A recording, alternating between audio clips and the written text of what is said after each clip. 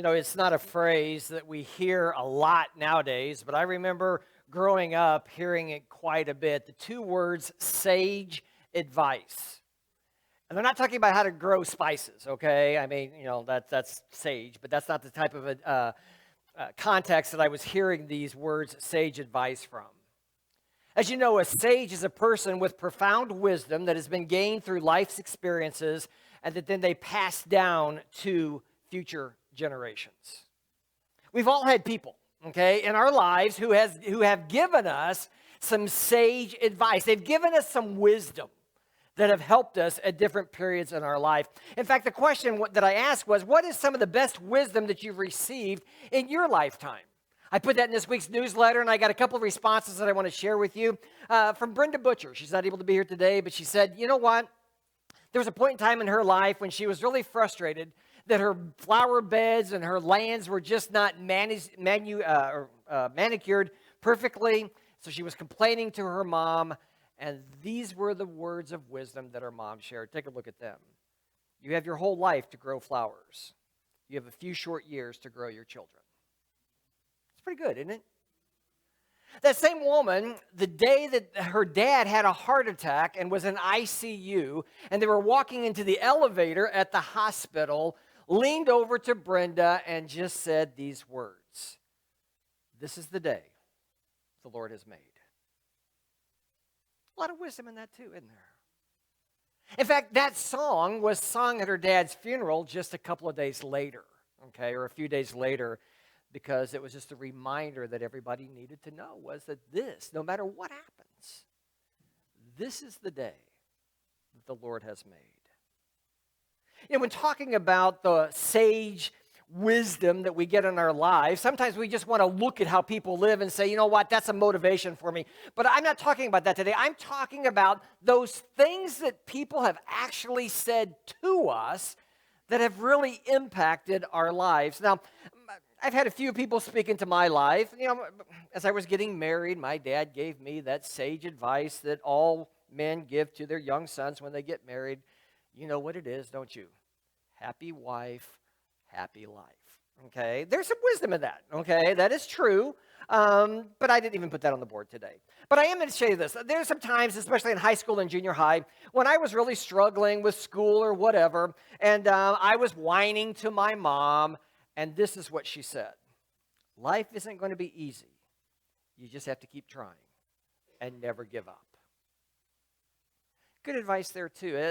In fact, I remember that more often in my life than probably I even realize.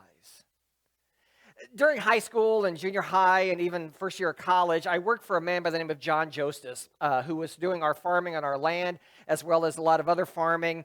And I was pretty young when I first started working for him, probably 13, 14 years old. And he was letting me drive, machinery and trucks and stuff like that. And I remember he had this brand new pickup truck, okay? And I wrecked it, okay? And I felt pretty bad, okay? Because I thought, oh my gosh, my parents are going to kill me, he's going to kill me, all that kind of stuff. He was a very gracious man because this is what he said. People are more important than things. Man, I needed to hear that then. And you know what? He lived that too. He showed me that I was more important than his brand new pickup truck that I had put into a mailbox. Not literally, but I hit a mailbox with it. You know, throughout my life, I've seen different counselors for different advice and direction and stuff like that. And I don't know what they're trying to tell me, but a common theme that I've heard, or even these words have been said by different counselors, are this: stop worrying so much about what other people think about you. Is it okay that I feel that way? Okay. Some of you got that. Last one that I want to share with you was, it was right after my dad had died. Okay, we were in Connecticut, and Denise had called me and said that he had passed away, and we were trying to make some plans to come back. And Howard Brammer was the preacher at Traders Point Christian Church in Indianapolis at the time that we had left before we went to Connecticut. And Howard was kind of a mentor of mine. He was a wise person that I looked up to a lot. And so I thought, you know what, I'm an orphan now. both my mom and dad are gone, and I'm in this world with my sisters all by myself, and da-da-da-da-da.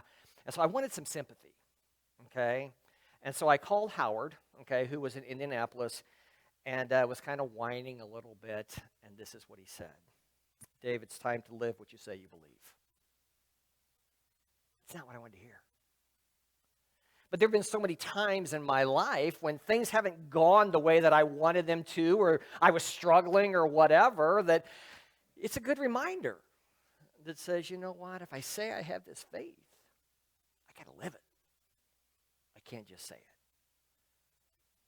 You know, I think if we all pause long enough and we give some concentrated thought to it, I'm sure that there are a number of wise sayings that will come to our minds that godly people have shared to us, and they've made a big influence or had a big influence on our lives.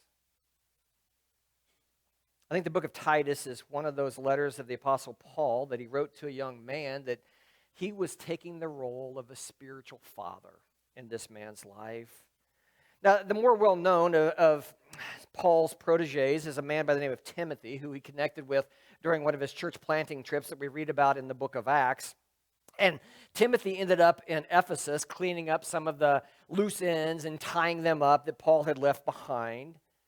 But it's the other mentee, okay, of Paul that we want to talk about for these next few weeks. And it's a guy by the name of Titus. And you know what? Titus, I think, had a much higher level of responsibility given to him by Paul than even Timothy did. Because look at some of the things that Paul gave to Titus to do. It was Titus that Paul sent to Corinth to hand deliver the letter that we don't even have today. We have 1st and 2nd Corinthians, but there's another letter that he talks about in 2nd Corinthians that we don't have today, but we know that it was Titus who took this letter that was written by Paul to give to the Corinthians.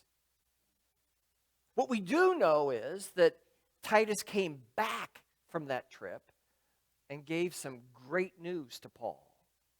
News that was very encouraging to him.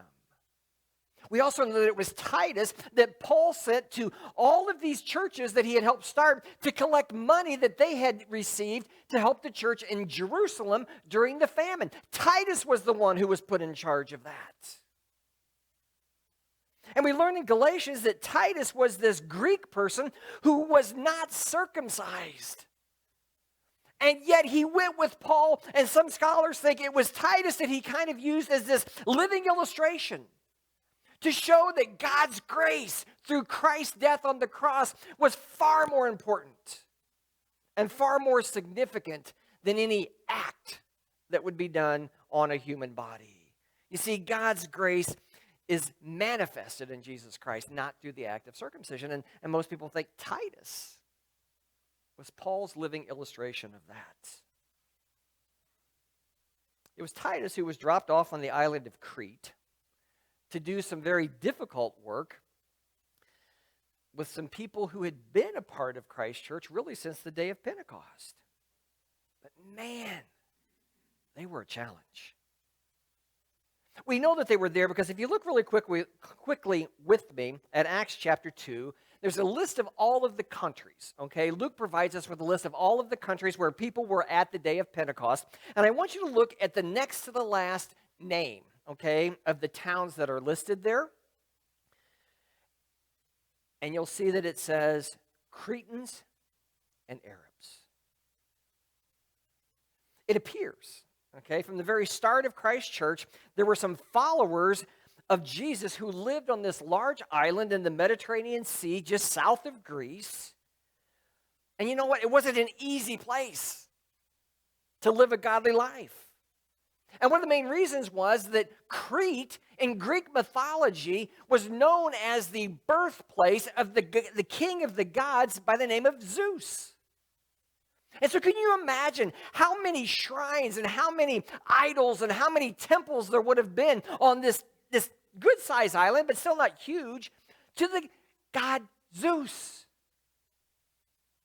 Also, its location meant that they were a pretty hardy bunch. Their limited resources on the island would cause them to have to go on raiding expeditions of other communities along the seashores, along the Mediterranean Sea to get what they needed. And at the same time, there would be people who were trying to attack that island because it was so strategic. That other countries and nations and empires would come and try to conquer them. And finally, the Greeks did, and it became a part of the Greek Empire. As a result of this, okay, the mythology influence, the influence of all of these other people coming in, Crete was not a highly moral place to live. It's a pretty rough group. And we get a glimpse of this in in Paul's letter to Titus, when he even quotes one of the people from the island of Crete. Look what this guy said, okay? Titus chapter 1, verse 12. Paul says, even one of their own men, a prophet from Crete, has said about them, the people of Crete are all liars, cruel animals, and lazy gluttons. To which Paul says in verse 13, this is true. Isn't that a great reputation to have? Isn't it great? Crete was a rough neighborhood, there's no question about it. And it wasn't just this one man's opinion or Paul's opinion. That was their reputation. That's what everybody knew the people of Crete for. So the question becomes, who was this guy that Paul was quoting here? And most scholars think they figured out who it is. It's a man by the name of Epimenides. Okay, have you ever heard of Epimenides before? He lived in the 6th and 7th century, but was still even well known in the 1st century. 6th and 7th century BC. But by the 1st century AD, he was still widely known. It was to the point the philosopher Aristotle even talked about Epimenides by saying this: he's a seer who is more interested in giving people prophetic insights into past events than predicting the future. So he wasn't always respected, but he was known. And what happened was, most people would say because of how he acted and conducted himself, he became really kind of a social, cultural critic of his own people. Man, I'm sure glad we don't have anybody living in America like that, aren't you? But here's the thing. Epimenides said that everyone from Crete was a liar. And he was from Crete. Which then created, and maybe you've heard of this, it's called the Epimenides paradox. Because being one who was a native of Crete and said that all Cretans are liars, was he lying? Think about it.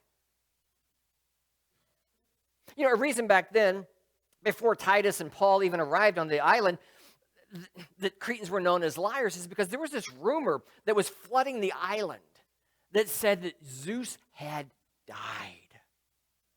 And as a result of that, people began creating this shrine, this tomb for Zeus. But then people started figuring this out. Wait a minute, Zeus is a god. Zeus can't die. So therefore, if the Cretans were saying that they had the burial place of Zeus, they're lying because Zeus can't die. So that's one of the reasons why all of these other countries and all these other people were referring to them as liars. I find it pretty interesting that the Apostle Paul must have read Epimenides' work pretty thoroughly, because you know what? In Acts chapter 17, there's another time when Paul quotes another one of the Greek philosophers, or he calls him a poet this time, when he's at the Acropolis in Athens.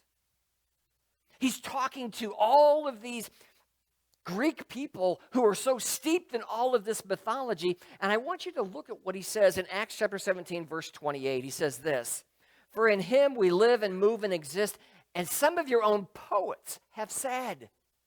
Scholar says that this is the same one. This is Epimenides. Paul's quoting him again. And he says, we are his offspring. It's a short phrase, but the fact that Paul would quote this Cretan, this liar, this person that other people didn't even think about a whole lot, what does that mean? What's Paul trying to do when he's using these types of illustrations in his teaching? What he's doing is he's demythologizing. That's what I'm looking for. He's taking the mythology out of mythology by explaining who God is and who Jesus is. You know, today, A lot of people, not just Christian philosophers, but a lot of people are trying to take what's happening in culture and trying to use even the movies and even the science and what's going on in different phases to say, you know what, guys? This is really just explaining God. And sometimes we resist that because it's not quote unquote Christian. But look at what Paul did. He quoted a lot of people who weren't just Christian. The whole purpose was to be able to help people better understand who God is, who Christ is, and what they've done for us. What it comes down to is Paul knew that Crete would have been a very tough place for Christianity to be established and to grow, but he also knew how a strong church in this very strategic location could have a huge, huge impact on the growth of God's kingdom. So he left Titus on the island. If you look at the book of Titus, the first thing that he tells him to do in chapter 1 is to make some strong leaders who live up to a profile that Paul gives to him. And then he says, I need you to deal with some problems. Titus, I need you to deal with some problems, and these hard-headed, these stiff, these brutish people, I need you to help solve some problems that are especially amongst those Jews who were now followers of Christ, but really didn't understand God's grace. Let's get into the meat of Paul's wisdom to Titus today, and I hope we can find out how it applies to us as well.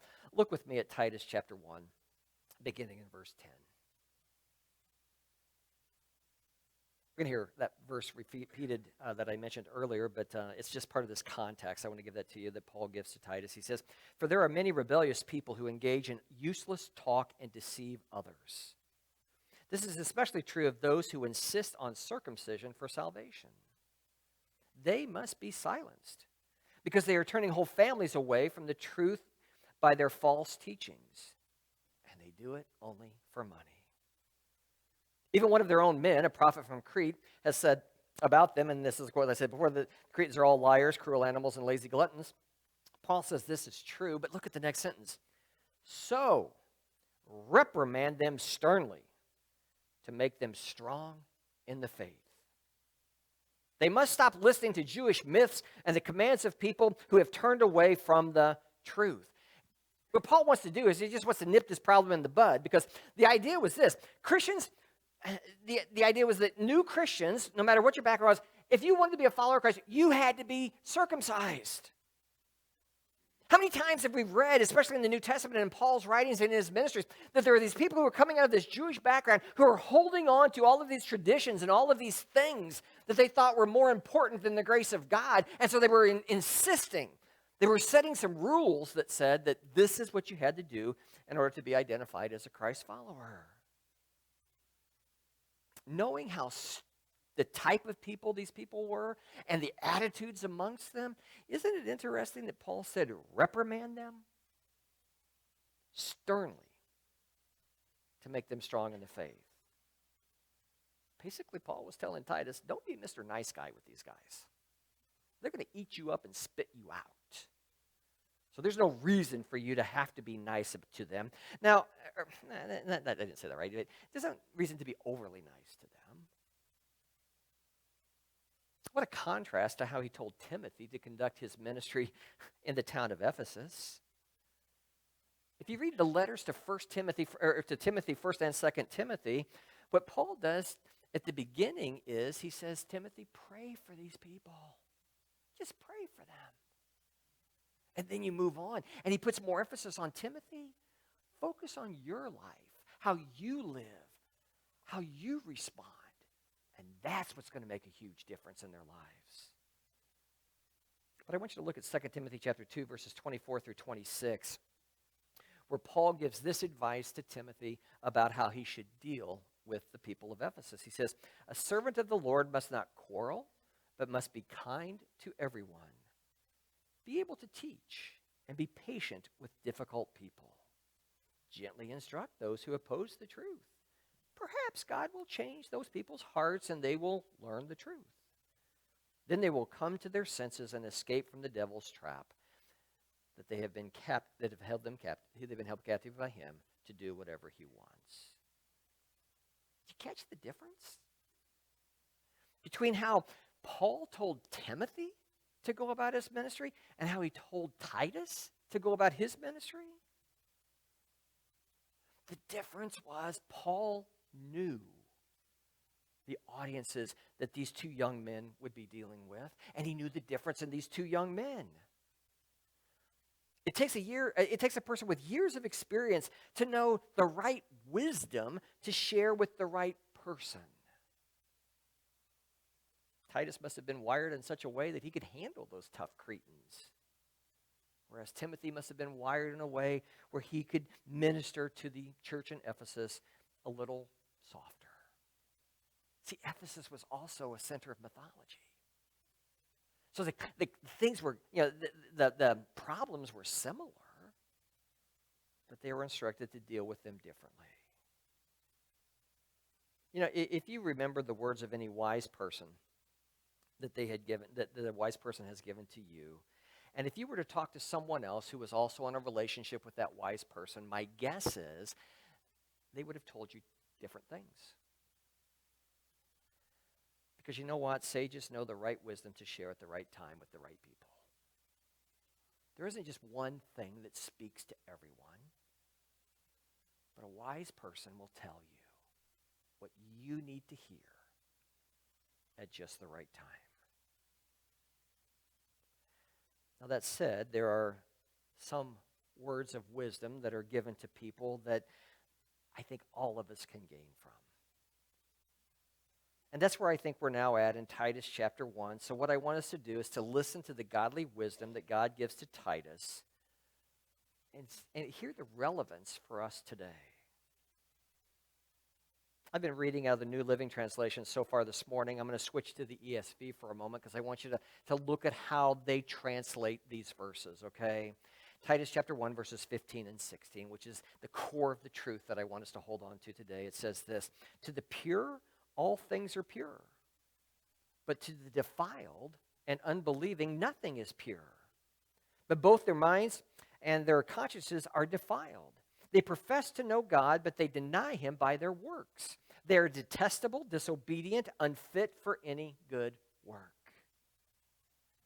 I think the ESV does a really good job of translating the Greek text there, okay? I think it's pretty accurate to that, but I love how the New Living Translation gives a little bit more insight, still very accurate to the text, but gives a little more insight into how these verses connect to other teachings of Jesus and then other teachings of even Paul.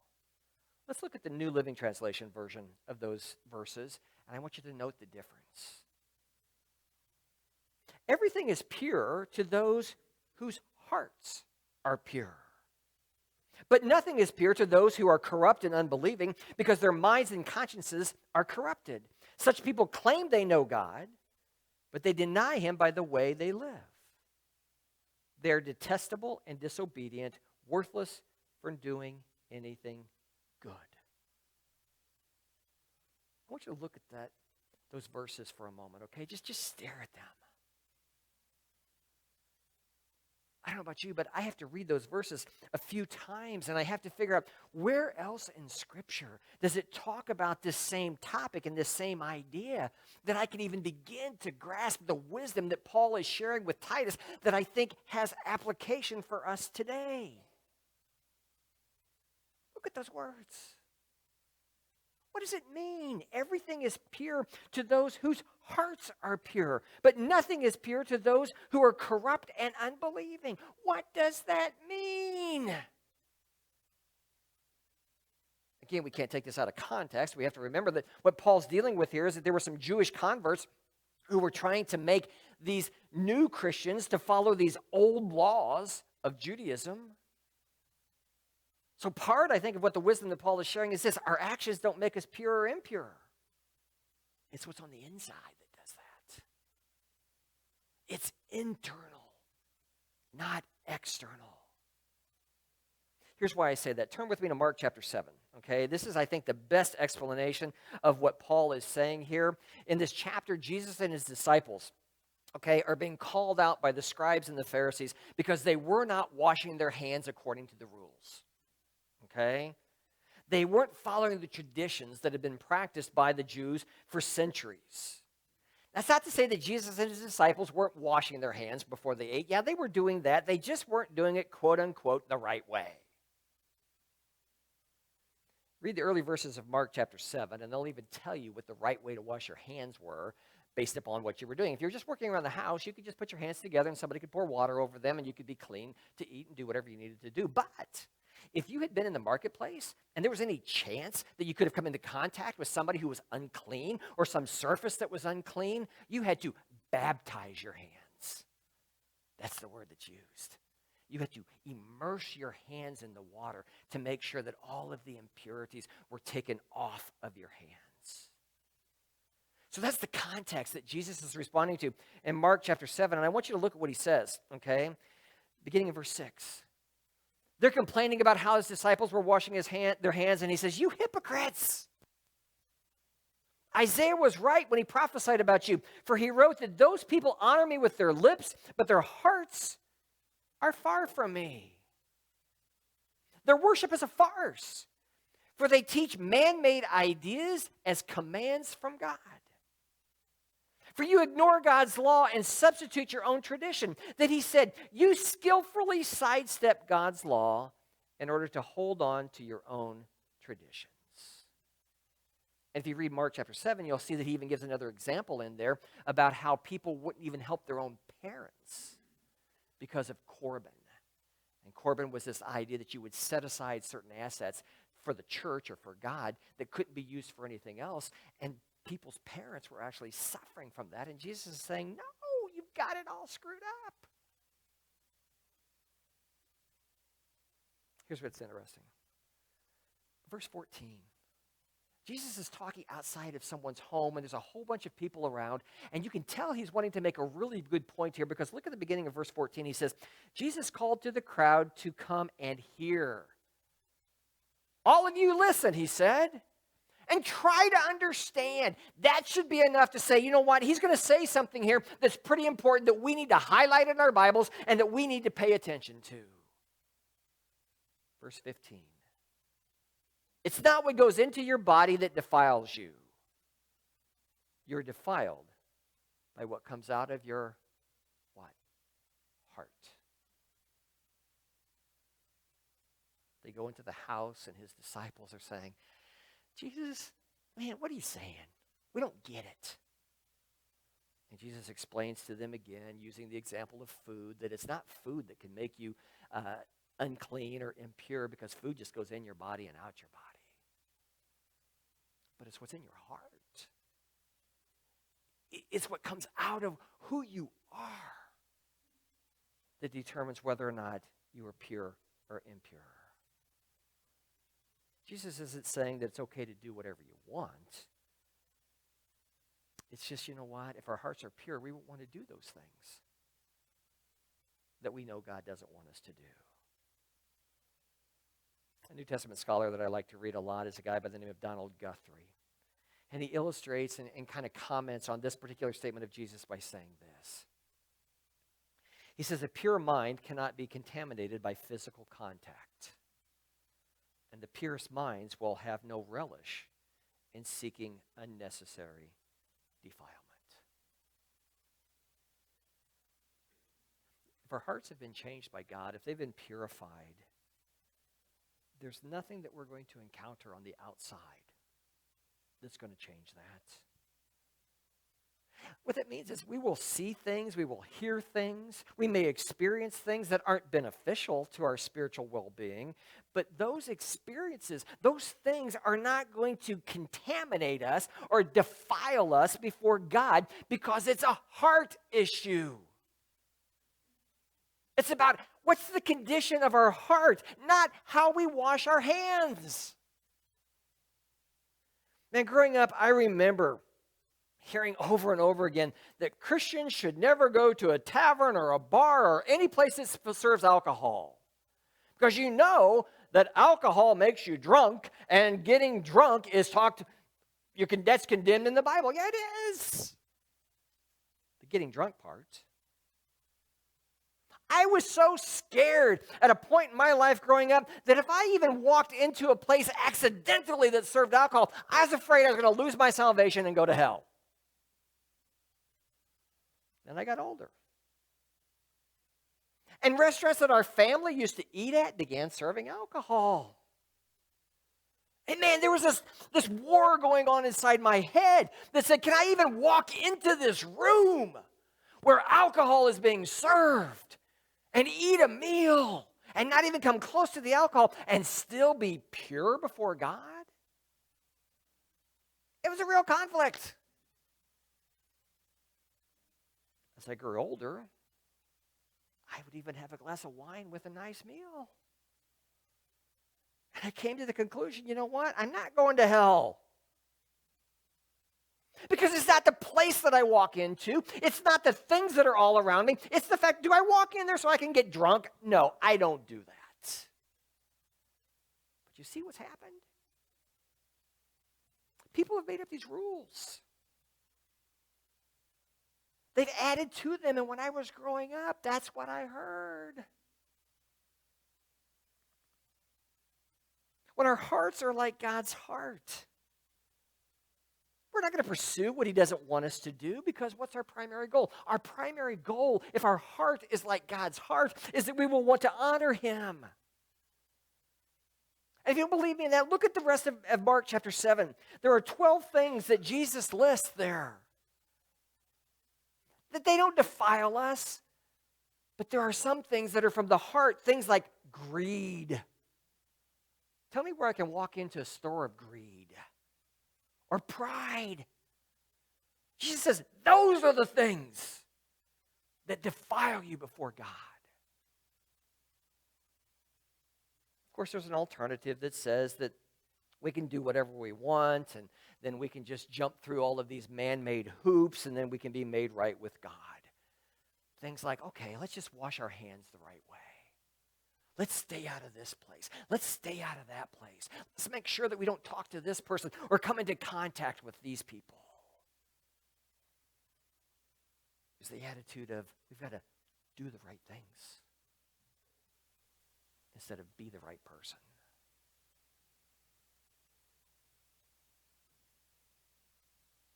On the island of Crete, Jewish people who had become followers of Jesus needed to hear Paul's wisdom, because they were still trying to live by the man-made rules and make sure they did the right things. Paul's saying it's not a physical act. It's all about a transformation of your heart. In this short series, from this short book, what I want to give you are some wisdom that I think can help us in living a godly life. And so let me just summarize this sage advice of Paul to Titus that we've been talking about this morning with this wisdom worth hearing, okay? Would you please consider this? Can we spend more time on the condition of our hearts than just trying to do the right thing? Can we be more concerned about our heart, our attitude, our love of God, than we are about always doing the right things? Because the secret to living a godly life is not what we do or don't do. It's really who we are. And who we are is only determined by the condition of our hearts. Paul instructed Titus to sternly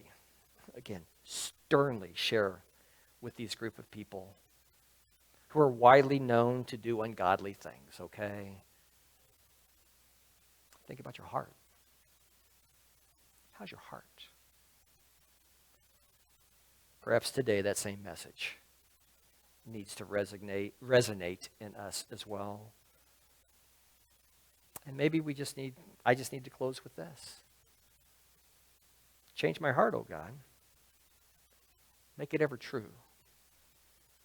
Change my heart, oh God. May I be like you.